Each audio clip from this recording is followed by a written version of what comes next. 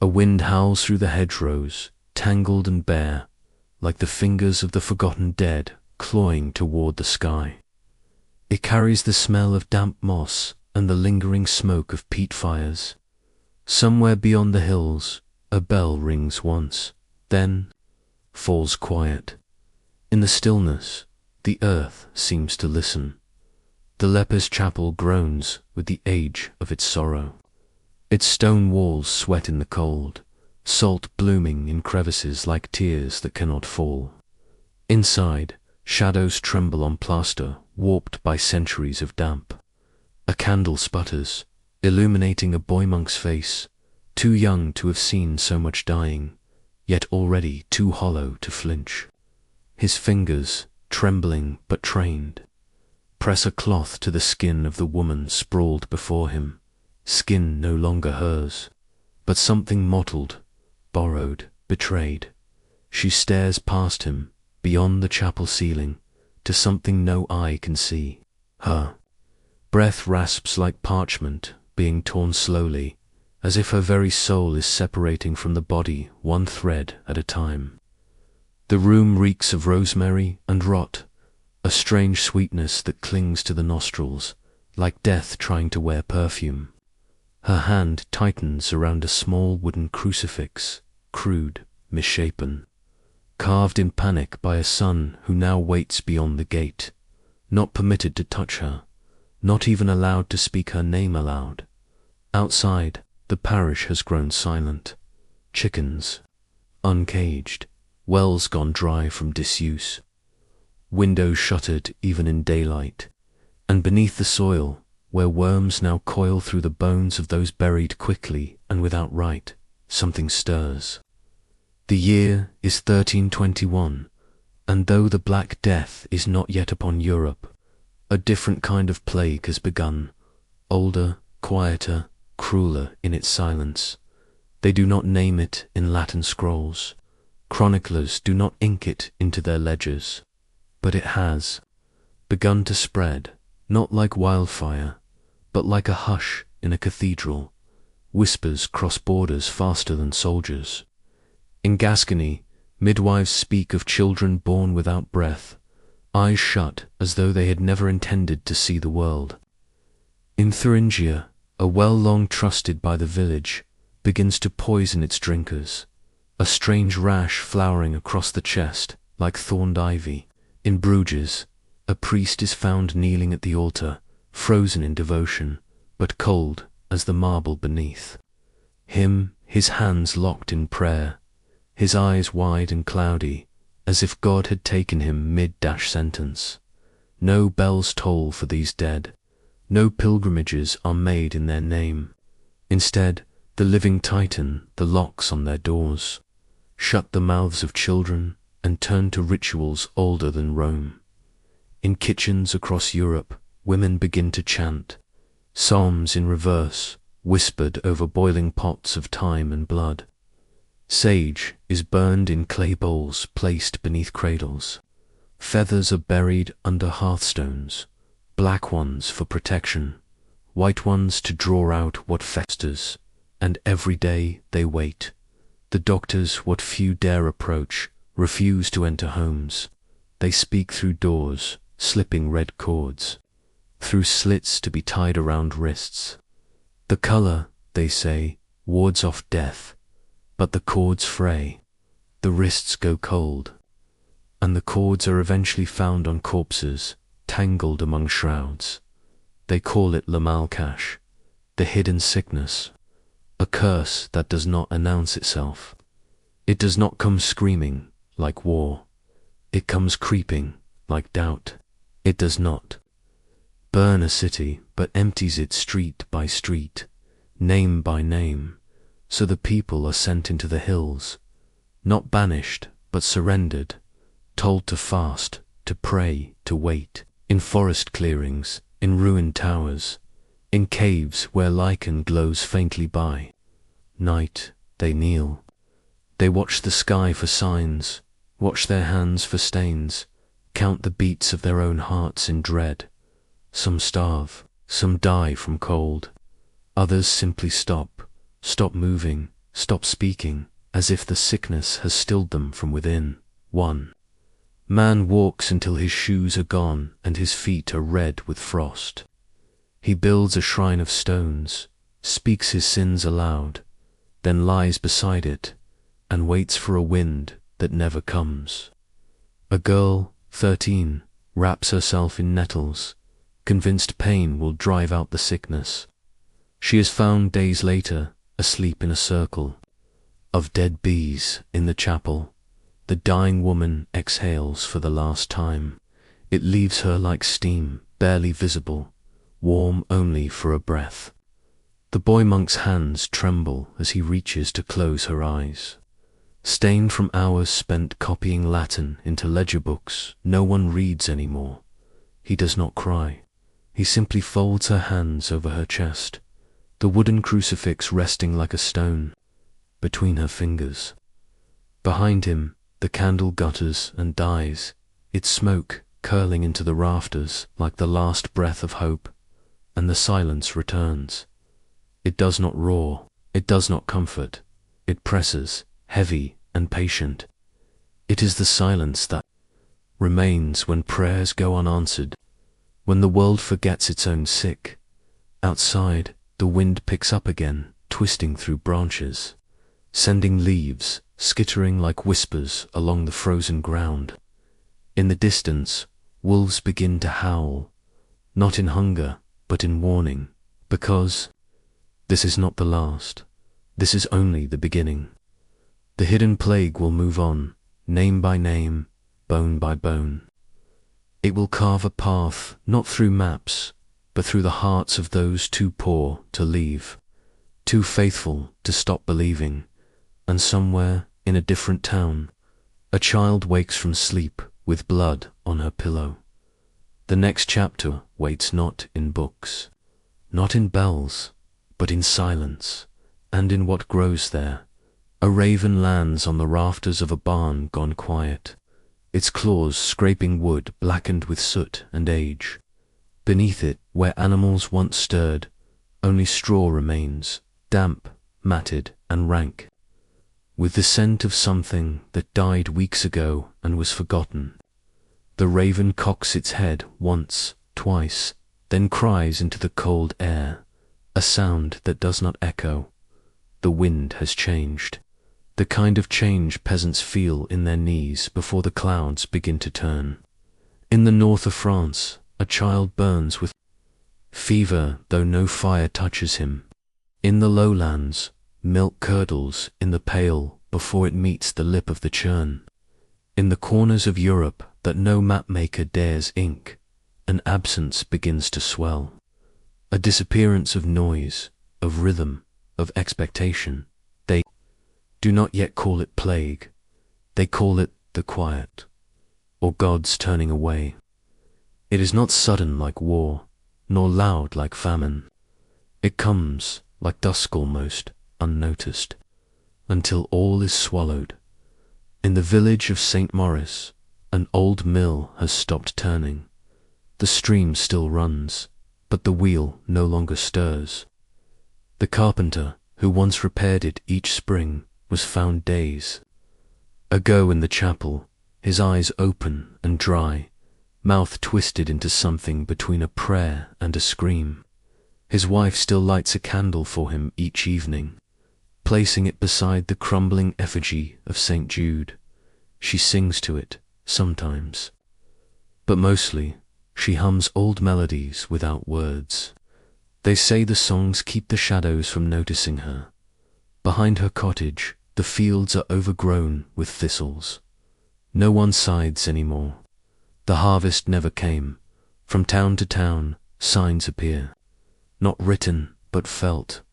Bread that never rises, oxen that refuse to plough, infants who do not cry when struck. A boy stands in the woods near Calais and swears he saw angels walking backwards through the trees. He has not spoken since. The monasteries take note, quietly, in margins and footnotes. The scriptoria scribes sharpen their quills, but hesitate at the parchment, as if writing the thing will make it real. They call it pestis obscura, the dark pestilence, not for its symptoms, but for its secrecy. Unlike the future Black Death, this sickness wears no visible crown of pustules. It chooses other masks: stillness, forgetfulness, disappearance. A daughter goes to sleep in her bed and wakes in a field miles away, feet raw and eyes wide. A fisherman casts his net into a river and draws up bones, not human, not beast. He burns them without telling his wife. In the towns that remain untouched, fear settles heavier than disease. Doors are bolted with iron. Holy water is boiled. No one drinks from shared cups. Children are told not to sing, and then, like a whisper after midnight, the sickness moves on. But its footprints remain at the edge of a village in the Vosges. A shepherd finds his entire flock standing in a circle, unmoving eyes fixed on a tree, split in half by lightning. He touches one, and it collapses into dust. No one believes him. He stops speaking altogether. Later, he is seen walking into the lake with stones tied to his wrists. A friar travelling between abbeys is found barefoot and grinning, his mouth stuffed with ash. His final sermon, scribbled in charcoal on the walls of an abandoned chapel, reads, "We are but borrowed breath." It is around this time that mothers begin to hide their children beneath the floorboards, not out of cruelty, but protection. If no one sees them, perhaps the quiet will pass them over. In some towns, this becomes custom. Births are unrecorded. Names are whispered only once and never again. Silence becomes currency.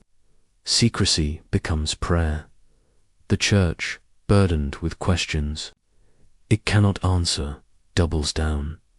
More incense, more relics, more fire.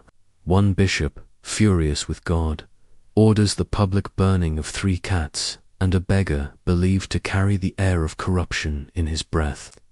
It changes nothing. The silence deepens.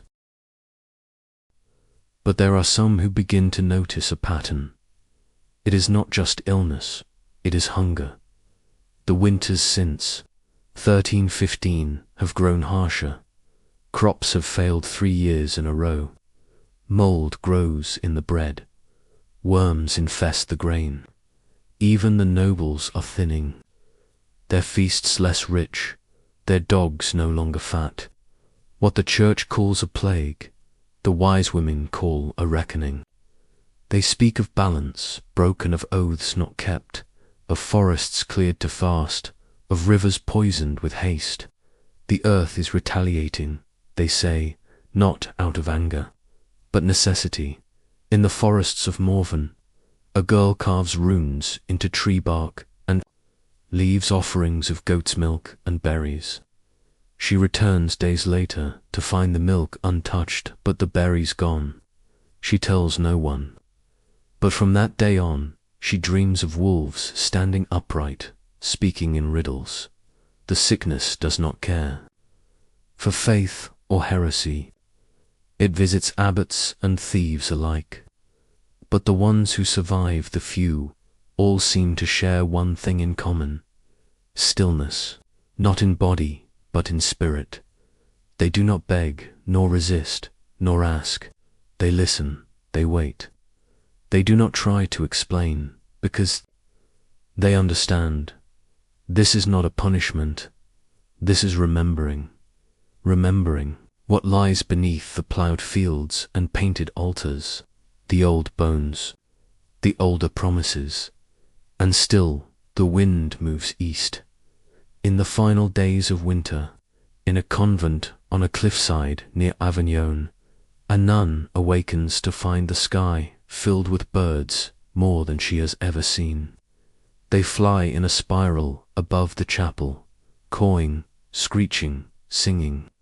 Then all at once they vanish. The silence that follows is deeper than any she's known. She crosses herself, then walks barefoot into the chapel. The candlelight trembles. She kneels before the altar and begins to weep. Not from fear, from recognition. Something has returned, and, in the streets of Avignon, beneath the rose windows and the gargoyles watching with stone eyes, a beggar collapses in the shadow of the papal palace. His last word, spoken to no one: listen. The bells do not ring, but somewhere a door opens, and the next chapter waits inside. It begins with smoke, not fire, not yet, just smoke, curling from the chimney of a long-abandoned cottage on the edge of the Black Forest. The villagers of Witzenhausen say no one has lived there since the winter the river froze solid and the midwife's teeth fell out, mid-prayer, but now a wisp of grey uncoils against the sky like an omen, trembling gently as if the house itself has begun to breathe again. Boy is sent to look. He returns before nightfall, eyes wide, silent. He won't speak of what he saw, only clutches a bundle of dried lavender tied with black thread, left in his palm by someone or something behind the door. And so the whispers return, not of fire, of plague, not the Black Death, that future wave of blood and bile, but its forerunner, its forgotten mother, Lamalcash. The hidden sickness. It does not announce itself with screams. It does not drench villages in pustules overnight. It settles into bones, into dreams, into the folds of linen, the veins of bread, the fog around the ankles of cows. A girl in Wurzburg wakes with a crow's feather in her mouth. Her hands are clean, her face calm. She will not eat for 3 days. On the 4th, she walks into the river and returns with the name of a man no one remembers speaking aloud. That night, lightning strikes the bell tower. The priest calls it punishment, but some begin to wonder if it is not punishment at all, but memory, rising, what history calls superstition. The villagers call survival. In the alleys of Prague, women hang bundles of nettle and salt above their children's cradles. Sage is ground into paste and rubbed behind the ears. Ashes from the solstice fire are scattered across the threshold. Doors are smeared with a mix of lamb's blood and elderberry, not to ward off death, but to mark the house as already touched. The physicians grow desperate. Leeches arrive in silk robes, chanting Latin, wearing bird masks filled with clove and vinegar. They wave amber over bodies, burn sweetgrass in pewter bowls, bleed the wrists of infants until they turn pale and still. When asked what to do, they say only, wait for spring.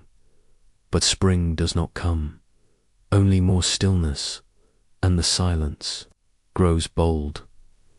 In a small abbey near the Danube, a monk begins to write down what others will not speak. He records the names of the dead, not just in ink, but in pigment, smearing crushed berries and charcoal into the parchment, each name a different hue.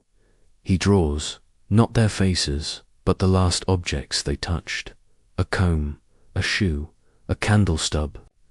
He finishes the manuscript and buries it beneath the floor of the chapel. That night, he dreams of women standing in a ring, wearing dresses made of smoke. They sing in a tongue older than Latin. When he wakes, his hair has turned white. The nuns say nothing, but they begin to sweep the floors in circles. Always clockwise, in the fishing ports of the eastern Baltic, ships arrive with no crew. Just nets, just crates of salt and fish, long rotted. The sails are torn, the wood moss-lick, but the vessels are warm to the touch, as if someone had only just left them. The villagers burn the hulls without opening the holds, but sometimes children say they hear crying from inside before the flames take hold. Elsewhere, fields lie fallow, though the sun shines. Goats birth still kids, bread molds in sealed cellars. Fathers forget the names of their sons. Lovers forget why they kissed. And in churches across the land, sermons begin to shift. The priests speak not of heaven, but of silence, of endurance, of waiting for the world to turn back toward mercy. One bishop in Mainz locks himself in the cathedral for 40 days and 40 nights. When the doors are broken down, he is found kneeling, alive, smiling, blind. He has scratched a single word into the altar with his nails. Begin. In the marketplaces of Bruges and Bern, stories circulate of a healer who does not speak. She arrives barefoot, hair woven with copper wire and dry leaves. She lays hands on the sick but never touches. Her breath smells of snow. They say she leaves behind a single word carved into stone. Remember, not everyone survives her visit, but those who do find themselves changed. They dream of wolves in cathedrals, of bees in their mouths, of voices humming lullabies from behind the walls. They wake weeping, not from sorrow, but from clarity, because they remember what the land has forgotten, that this is not the first plague, and it will not be the last, that there are sicknesses older than pestilence, abandonment, betrayal, haste, that every root torn from soil leaves behind a wound, that every forest felled cries out in ways only birds and bones can hear. In a hamlet in the Ardennes, a child is born during a thunderstorm. No midwife attends. The mother bites through the cord herself. The rain washes the blood into the roots of an ash tree just outside the cottage. That night, the baby does not cry, but opens its eyes wide, as if already watching. By morning, the ash tree has bloomed. Though it is months too early, the villagers gather, wordless. They do not speak of miracles anymore, only signs, only the knowledge that something moves beneath the skin of the world, not evil, not divine, but old, wounded, awake. And so the people begin to prepare. They sharpen not their swords, but their stories. They polish not armor, but memory. They gather around fires, not to forget, but to remember what it felt like to be warm together, because warmth, too, is a kind of resistance, because in the quiet, in the rot, in the things they do not speak aloud, something new is being born. Not hope, not yet, but shape, the shape of what must come next. The Black Death waits at the edge of the map, a storm with 1,000 teeth. But even that great shadow will not come to empty land. It will come to a people already emptied, already preparing, and somewhere, far from towns, far from bells, far from the scribes and doctors and priests, a girl kneels in the forest, hands buried in loam. She whispers to the soil, not for salvation, but forgiveness. And the earth listens. Dawn breaks like a bruise over the moors of northern England, not golden, not warm, but a dull violet, like blood under skin. Fog clings to the heather, seeping through the thatch of cottages left roofless by wind and rot. The ground is frozen, not from winter, but from something deeper, a stillness that has crept into the bones of the land and curled up there like a sleeping wolf. In the village of Ulm, the bells have not rung in months. No mass, no market, no music, only the slow creak of shuttered windows and the whisper of cloth on skin as mothers pass by with veils pulled low. They walk without looking up, each one carrying something hidden, a bundle of herbs, a relic on a string, a name no longer spoken aloud. It is the year 1322. The Black Death remains a prophecy on the wind. But the hidden sickness, La Malcache, still coils through the countryside, not in waves, but in pulses, like breath, like grief. The monks in York no longer argue over the nature of the affliction. They have stopped recording symptoms, stopped seeking patterns. Now they write only poems, verses about cracked chalices, melting wax, and birds that sing at midnight. They have grown quiet, reverent, as if they too now understand. This is not a test of the body, but of memory, and memory, they know, is dangerous, because what is remembered cannot be buried. The land is littered with half-dug graves. Rain has turned the mounds to slurry, and bones rise like fingers through the softened earth. The grave diggers, those few who remain, no longer pray as they work. They hum, low and tuneless, to keep the silence from swallowing them whole. In one such graveyard, a boy finds a jawbone cradling a clump of hair. He carries it to the priest, but the priest will not touch it. He tells the boy to burn it, then leaves the church and never returns. That night, the boy dreams of someone standing at the edge of his bed, face veiled, hands clean. When he wakes, the jawbone is gone, and the candle beside his cot has melted into the shape of a crescent moon. There are signs everywhere now in Wiltshire. Bread rises without yeast, then collapses. In Cannes, a woman walks backward through a field and disappears. In Galway, fishermen find a seal with human eyes tangled in their nets. They cut it loose. It does not swim away. It only watches.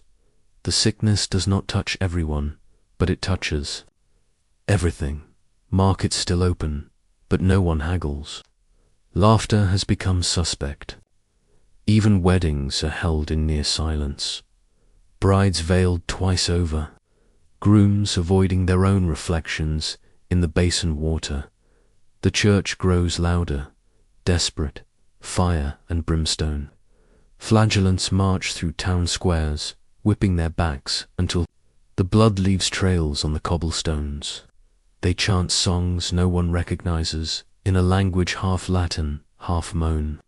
The priests scream of sin, of sodomy, of devils in the milk and women, who speak to cats. But it is not fire they fear, it is quiet. The quiet in the homes where entire families sleep through meals.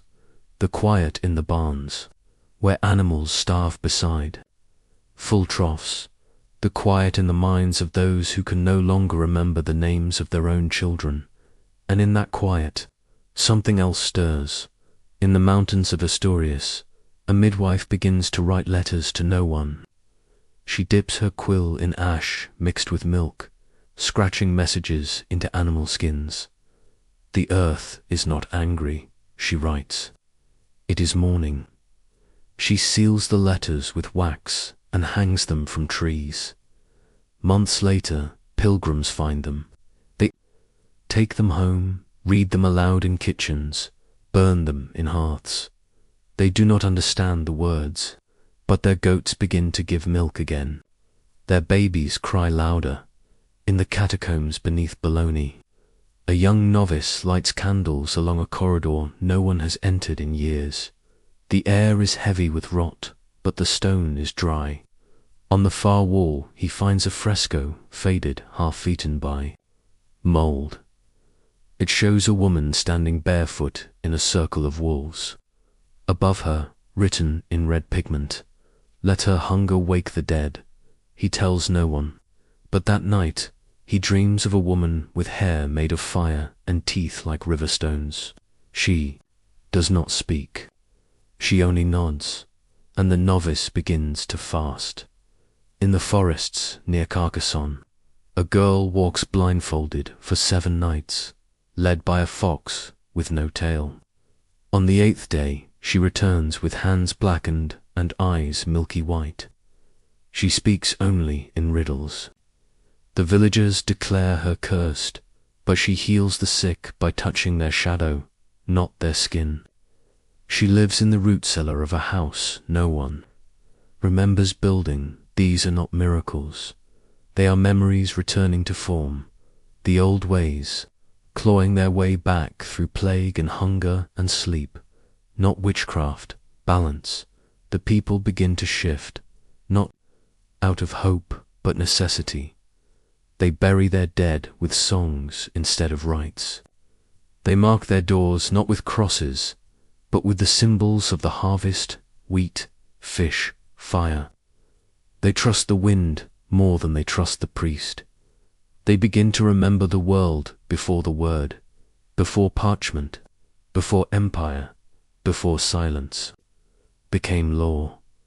A boy in Cornwall carves stories into driftwood, then throws them into the sea. Months later, pieces wash up on the shores of Brittany, still legible, still sharp. A woman in Silesia speaks only to animals. They follow her.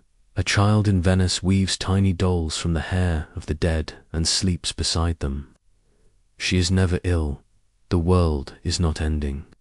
It is unraveling, so it can be braided anew. But before that can happen, it must burn the hidden sickness. Was only the first breath. The next will be the scream. Already in the east, strange rumors rise of a death so swift the birds fall from the sky, of ships adrift with their sails torn and holds full of silence, of cities emptied in a week, of bells that toll day and night without pause. The plague has a name now, but not yet a face, and as chapter 4 closes, the world holds its breath. It does not pray, it listens. The first corpse washes ashore at Messina just after dusk, face down, arms splayed, skin like wax left too long in the sun. No one touches it, not at first. Sailors look on from the quay, eyes narrowed against the salt wind, crossing themselves beneath breath. They've seen dead men before, but not like this. The ship behind him lists in the water, tethered to the dock like a beast too weak to flee. Its sails hang in tatters, ribs exposed through torn canvas. No shouts from its deck, no footsteps, no bells, only silence. The harbour. Workers climb aboard by torchlight. They find death in every corner. Men curled beside empty bowls. Rats fat with secrets. Ropes slick with something darker than seawater. The captain is still at his post, lips parted, eyes open, a string of black beads clenched in one fist. His logbook soaked through. His final entry smears beneath their fingers. The fever took the cook, then the wind, then the names. It is October, 13 for 7.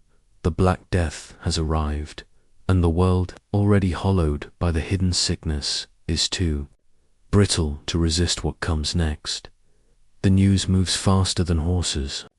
Whispers carried by wind, by merchants, by dreams.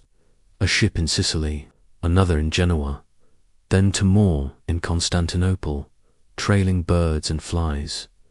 No warning, no mercy. The illness does not wait for prayers, it blooms. In the ports, children vomit. Blood, bakers cough into dough, and the smell of yeast turns bitter. Cats vanish. Dogs howl. The dead are stacked like firewood behind monasteries, skin blackened, bellies swollen, no longer hidden, no longer slow. The plague has found its face. It is swollen lymph nodes, stinking and hot, buboes that burst like overripe fruit, tongues that blacken eyes that weep pus, a scent that clings to the walls, thick and sweet, like rotting apricots and burned wool. People die within a day, sometimes less. Some fall asleep and never wake. Others scratch at their own skin, muttering words that do not belong to any known tongue. And still the ships keep coming, from the east, from the south, carrying grain, cloth, silence. There is no safe harbour now, in the mountain passes of Switzerland. Even the snow cannot protect. Shepherds return to their huts to find their wives stiff in bed, arms wrapped around children gone cold. A goat bleats until its voice cracks. Then silence again in Paris. The physicians dig through Galen and Hippocrates. They prescribe amulets, leeches, prayers. Nothing works. One doctor dons a mask with a beak full of rose petals and vinegar-soaked rags. The others follow suit, terrified of the air, of the breath itself. They call it miasma, bad air, as if breath is the enemy. But breath was already broken. The hidden sickness prepared the world for this, taught the people how to fear, how to isolate, how to disappear before death arrives. Now they vanish faster. Entire towns empty overnight. Peasants flee into forests. Nobles lock their gates and light endless candles. Priests bury 5 dozen at once, then collapse beside the very altars. They blessed. There are no more funerals, only fire. The dead are burned in open pits. Bones crack. In the heat, ash settles over rooftops, soft as snowfall. It clings to lashes, to lips, to prayers. In the countryside near Florence, a mother carries her son for 3 days, hoping to find someone who will bless him. She finds a chapel, but the door is barred. A note nailed to the wood reads, "We are already inside." She lays the boy at the threshold and begins to sing by morning. Her voice is gone, but the door is open in the night. Strange processions begin. Flagellants, weeping and bleeding, march through villages, whipping themselves raw. Children with crowns of thorns. Old men chanting psalms in languages no one taught them. They blame the Jews, the witches, the stars, anything but the silence that came first, because that silence was patient, and this plague is its answer. Not rage, not punishment, reckoning. The church fractures. Bishops die in locked chambers. Monks flee monasteries with eyes wide and wild. In Avignon, 700 bodies are buried in a single pit. The Pope surrounds himself with a ring of fire. Even he coughs now, but the fire does not save him. Nothing does. People stop, believing or believe harder. They bury saints beneath their floors. They kiss relics until their lips blister. They name their daughters after angels and their sons after ghosts. But faith cannot stop the bleeding, and still something else walks in the shadows of this plague. Something older, something watching in the forests outside Krakow. A girl is found walking through the trees, barefoot, unharmed. She carries a basket of dead birds, each one tied with red thread. Her eyes are white, her voice gone. She is not sick, but she is not well. When asked her name, she writes only, "Mercy." The villagers build her a hut near the river and leave food at the threshold. She never eats, but no one in the village dies that year. Elsewhere, fires light hillsides, not for warmth, but for warning. Cities close their gates. Families wall themselves in. Fathers seal doors with pitch. Mothers hush coughing children with pillows. It is survival. It is cruelty. It is both, and it spreads. From village to city. From field to monastery. From the blood of rats to the breath of kings. No one is spared. In London, carts creak through the streets, piled with bodies. A bell rings, and no one looks up. People do not count the dead. They count the days they have left. And in the alleys, in the plague pits, in the rooms with the candles burnt to stubs, the world begins to dream again, not of salvation, but of the after, of what might be rebuilt, of who will remember, because memory is all that remains. The hidden sickness taught them to listen. The Black Death teaches them what to keep and what must be let go. In a ruined abbey in York, a single monk survives. He writes by firelight, day and night, copying not scripture, but names, not kings, not bishops, but milkmaids, but cobblers, but children. When his ink runs dry, he writes in blood, and when he finishes the final name, he burns the book and walks into the woods. He does not return, but the smoke from his fire drifts east, toward the sea, toward the last chapter, where a question waits in the ashes. If the world forgets the dead, do the dead forget the world? And the wind, rising again from the ruined cities, offers no answer, only silence and the sound of waves. The sea is quiet now, not calm quiet. There is a difference. Calm is mercy. Quiet is aftermath. On the shores of southern England, the waves lap at the bones of broken ships, planks riddled with rot, sails torn and salt-stiff, ropes swaying from empty masts like nooses left behind in haste. No gulls, no fish, just the sea, breathing slow as a grave. The year is 1349. The Black Death has emptied the world. Fields lie untouched. Cities echo with the groan of timbers giving way in houses no one lives in. Cattle wander through cobbled streets. Doors hang open. Letters remain sealed in dust-choked drawers.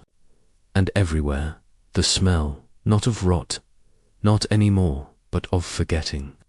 A cold sweetness, like apple blossoms fallen too early in a village near Canterbury. A girl stands barefoot in the nave of a crumbling church. She is 10. She has not spoken since her mother died 2 winters ago, or maybe it was 3. Time no longer flows in straight lines. It folds now, staggers, loops. Some days the sun forgets to rise. Other days it lingers too long, dragging across the sky like a tired eye refusing sleep. The girl stares at the altar, where bees have built a hive in the ribs of a collapsed priest. She does not flinch. She kneels. She hums something tuneless, the echo of a lullaby her grandmother once sang to turn sickness away. The bees do not sting her. They seem to listen. Far to the north, on a windswept cliffside, a man finishes burying the last of his family. He digs with his hands, his spade long broken. His nails are black, his palms blistered. He weeps, but not from sorrow, from relief, to have something to do, to be moving still. He places a stone on the mound, then carves a word into it with the tip of a knife. Enough. He leaves, without looking back, in what remains of Europe. The survivors begin to walk. They walk not toward hope, not yet. Toward space, space to breathe, to remember. They move like ghosts, wrapped in cloaks, in shawls, in silence. They pass one another without speaking, but sometimes they nod. Sometimes they offer bread, a gesture, a story. A name. Names matter now more than ever. Not of kings or saints, but of the ordinary lost. Ada, the miller's wife. Leon, who sang to goats. Mira, with the copper hair. Thomas, who made toys from bones. Names that never made it to parchment. Names whispered like spells into the wind, because forgetting is the second death, and they will not allow it. In the ruins of Paris, ivy strangles statues of saints. A boy draws circles in the dirt with a stolen bishop's ring. Each night he lights a single candle and tells the stone faces what he saw that day, what he remembers, what he dares to dream. No one answers. but the ivy seems to bloom. The church remains, but only just. Its bells still hang, but toll for no one. The Pope has fled, his throne surrounded by the bones of those who guarded him. The cathedrals are hollow, but warm. Survivors sleep in pews, among broken glass and scattered psalters. They do not ask for miracles, only shelter, only pause. The world has paused, and in that pause something begins, a slow weaving back together, not of empire nor glory, but of breath, of earth in Saxony. A group of women plant garlic and thyme in the center of a plague pit. The ground is soft. The bulbs sprout quickly. They harvest in silence and share it with no one but the birds. They do not name themselves witches. They do not name themselves anything. They simply tend elsewhere. The scribes return, not the monks, the widows, the children, the shepherds, with quiet hands. They write on bark, on linen, on walls. They tell the truth, not in dates or causes, but in texture. They write of mud, of silence, of bones stacked like books, of dreams filled with bees and hands and fire. And slowly, those stories make their way across the world, carried not by kings, but by those who remember what it cost to survive. The world does not heal it. Reshep, the air sweeter, in the absence of so many. The earth breathes deeper, and yet something lingers. Not the plague, the memory of it, the memory of how thin the line was, how quiet the end sounded, how easily a world could vanish, not with screams, but with unanswered questions. And into that silence, something new begins to stir. A girl in Bruges paints symbols on the walls of a burned bakery. Circles, stars, spirals. She does not know what they mean, only that her dreams burn less when she draws them. A man in Siena writes poetry for no one. He ties the pages to birds and watches them disappear into the sky. A midwife in Normandy collects stories from the mouths of the dying, not to prevent death, but to make it known, to make it matter, because this is what remains when the plague has passed. Not strength, not conquest, not glory, but tenderness. The tenderness of those who stay, the tenderness of those who remember in the final days of the plague. An old woman in Languedoc climbs a hill each morning to light a single candle. She places it atop a stone where her sister once danced as a child. She stays until it gutters, then returns home. She does this for 77 days. On the last day, she finds a loaf of bread waiting there, still warm, no footprints, just offering, just presence, just the quiet kindness of someone who saw. The world begins again. Not with a trumpet, not with a king, but with a whisper, passed hand to hand, across soil and ashdot, a whisper that says, we are still here, changed, hollowed, but not lost. And though the black death will return, as all dark things do it, we'll find a people who now know the shape of absence, who know how to make memory into medicine, who know how to tend the silence until it speaks. And perhaps that is enough to begin again.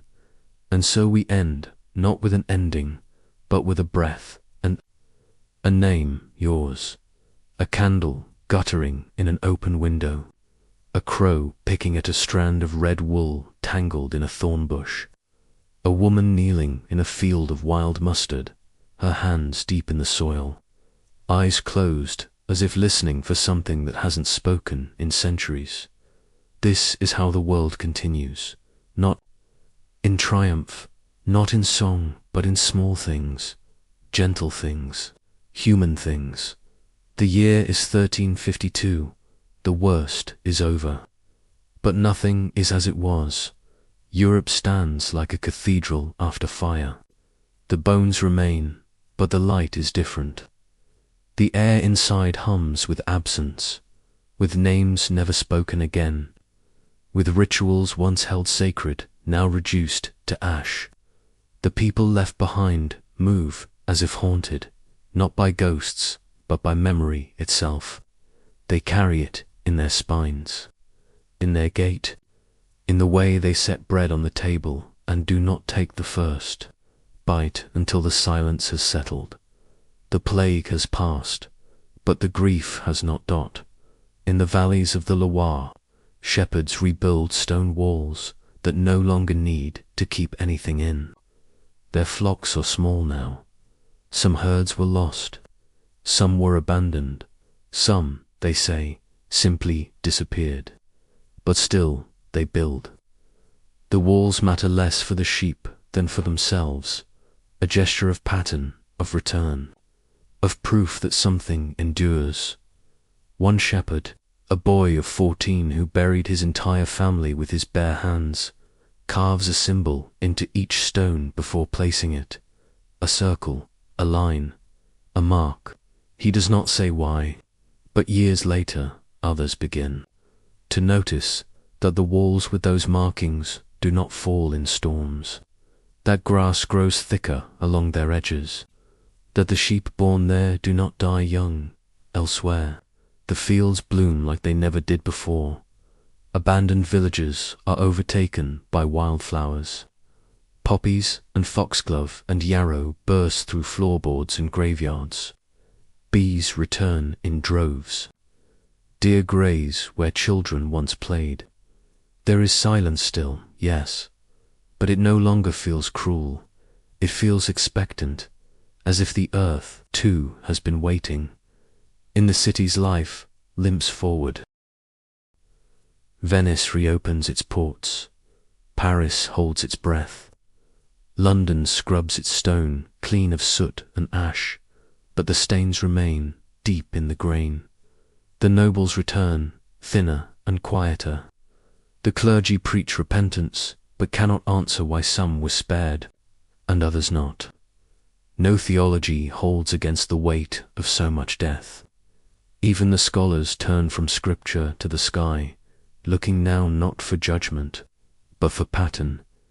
But it is the common people who begin to change the world, not through rebellion, through resilience. Serfs walk away from empty manors, no longer bound by ink or oath. Some settle elsewhere, some build anew. Labor becomes rare, and thus precious. Wages are demanded, terms are set. For the first time in memory, the landless speak with power, and still, in the background, memory, not taught in books. Passed in bread, in fire, in lullabies, sung half-dash forgotten, in Bohemia. A girl braids threads into her hair, one for every neighbor lost. She cannot remember all their names, but she remembers their faces. She whispers them each night before. Sleep like rosary beads. When she walks, people stop and stare, not from pity, from recognition, because they, too, are marked. In Dublin, a baker refuses to knead with anything but ash water. He says it helps the bread rise faster. His loaves are dense, bitter, and healing. Those who eat them claim to dream of rivers that speak and forests that remember. He sells out every day. There is art now, of a different kind. Murals painted on the sides of ruined barns, women with wings, children dancing with skeletons, farmers sewing stars into fields, songs sung in unlit taverns, melodies pulled from mourning, jewelry made from broken chalices, melted coins, rosary fragments. This is not celebration, it is reckoning, a way to weave death into beauty, to keep the dead close, not as hauntings, but as seed, and beneath it all, something ancient stirs, not a force, a remembering. The land remembers who listened, who mourned, who gave offerings not to gods, but to one another. In the marshes of Flanders, a widow lights 3 candles, each new moon, one for the child she lost, one for the midwife who held her hand, and one for the stranger who buried them both. She does this every month, without fail, and every month the geese return to her door, uncalled, in the Alps. A hermit collects teeth from the riverbed, washed down from plague pits, ivory polished by time. He arranges them in circles around his garden. The vegetables grow twice, the size dot, and in Rome, a child is born with a veil over her face. The midwives call it a call, a sign of second sight. She does not cry until nightfall. Then she wails, not loud, but long, as if mourning something too large for her tiny body. They name her Livia, which means blue in the tongue of old poets. She is the first birth recorded in that district since the plague began, and with her a new page turns. The plague did not end the world, it revealed it, stripped of pageantry, of pretense, of power. What remained was not the kingdom, but the kitchen, not the empire, but the well, not the saints in stained glass, but the hands that reached out in the dark.